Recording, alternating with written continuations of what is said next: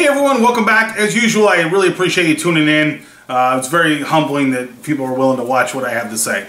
Anyways, today is going to be the first installment in my series on private labeling. So again, I'm not an expert. I don't have an advanced degree in how to run your Amazon business. I don't sell classes. This is just based on my experience. All I am is a guy that's done it. I've successfully launched some private label products, working on building my brand, and just thought I would share some of this with you. So there's more than one way to skin a cat. There's going to be people that will tell you different things. Your path may be totally different than mine, but maybe by watching this, you can find a nugget or two of good information there that will help you out. So this first one is going to be called Before the Research. What do I mean by that? There seems to be a school of thought that says the best way to start on Amazon is to buy Jungle Scout, probably with an affiliate commission to someone, and start doing product research, and that's the best way to start.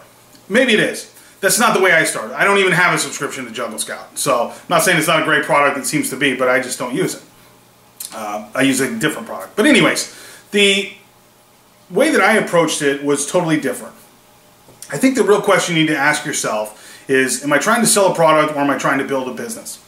If you're trying to sell a product, what do I mean by that? If your product is rubber dog crap, it doesn't matter what box you put it in. It doesn't matter how your logo is. It's just a product. It's just a product. You're probably not going to build a brand around rubber dog crap. If, however, your passion is cooking and you wanted to build a brand around your passion, which I think is a great thing to do. It's what I did. I think it's, although mine's not kitchen, but it's good. If you're into bowling and you wanted to build a bowling brand, that's great. Do that. But then your look at how your business runs becomes totally different from the rubber dog crap example.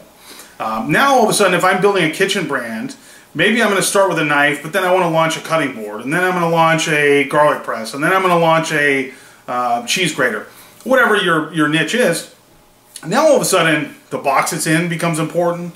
My logo becomes very important. My branding becomes important. The quality of my products, again, if it's rubber dog crap, if it's not the best quality, who cares? You're going to try and sell through however many you ordered and move on to your next thing. If you're trying to build a brand, if somebody buys your knife and it breaks in a week, they're not going to probably buy your cutting board. You're going to get bad reviews. It's going to really hurt you.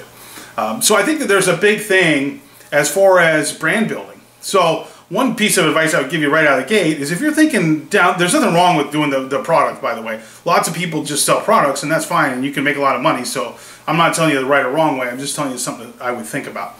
But anyways, if you're trying to build a brand, one of the first things that I would start thinking about today, because it's not as easy as it sounds, is figuring out your name and kind of an idea what you want your logo to be look like.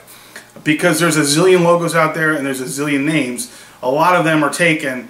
Believe it or not, that is a hard part to at least for me, that was a hard part of the process, was figuring out what I wanted to name my company, what I wanted my product to be, how my branding was going to look, so on and so forth. That took me a long time. And I went through several iterations of different things. Also, when you're trying to build a brand, for me, at least, it was worth making the investment in a trademark up front because I wanted to protect my brand. It was worth it for me to get a quality logo done. I'm not saying you can't get quality logos on Fiverr, but it was worth it for me to pay some money instead of getting an $8 logo on Fiverr. Not that there's anything wrong with that. And if you're selling rubber dog crap, it's fine. And you may get lucky and find the right person that would do it cheap also. So Fiverr is a great resource. I've had mixed results, but anyways, we'll talk about that in another video. But that becomes important. Packaging became super important to me. That was one of the things I think that's really overlooked is your packaging and how that presents your product. That affects your returns, it affects your quality, your perceived quality, everything else. So I think that was a really important, at least for me, that was really important. Where you're looking for your products when you're doing your research is different. If I'm selling some just one-off product, I can look across all of Alibaba or whatever you're using for for your source. You can look anywhere because it doesn't matter. You're not trying to build a brand. You're just trying to sell one product. If I'm trying to sell kitchen items, you know, Cuisinart doesn't sell bowling balls. So now all of a sudden my research is going to get narrowed down to just within my specific niche.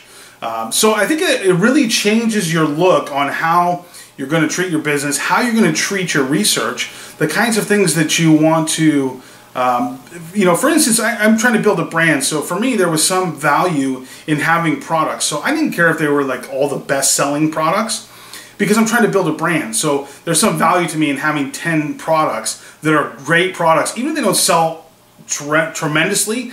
You know, I don't want to lose money on them, obviously, and they all make money. Everything I've launched so far is making money. They may not be like the best products, but they're good, solid things that fit into my brand, you know, offering. So that's a little bit different than if I'm just trying to, if I'm only selling a product, then I want a great product that's going to sell quick. I'm going to blow it out and be done before more competition comes in and hits it. So that, anyways, that's another thing. If you're doing a long-term brand build, having a website, having, you know, some of those kind of things, which we're going to talk about more. What I'm planning on going into in this series is I'm just going to go through step by step. So the next video I'm going to do is going to be a research module. So I'm going to show you how I actually researched the product. I'm going to go into a niche. I actually found one within about 5 minutes. I went into a niche that has nothing to do with me. It's not something I'm even familiar with, and found a product right away that I think is actually a really good opportunity for somebody. So tune in, maybe you'll launch that product. I actually thought about not producing the video and just doing that product, but anyways, it's not my niche, and I'm committed to my brand. But anyhow, so I'm going to go through that. I'm going to do it live. I'm going to show you exactly how I use the software that I use, how I use Alibaba, how I did my research, everything else.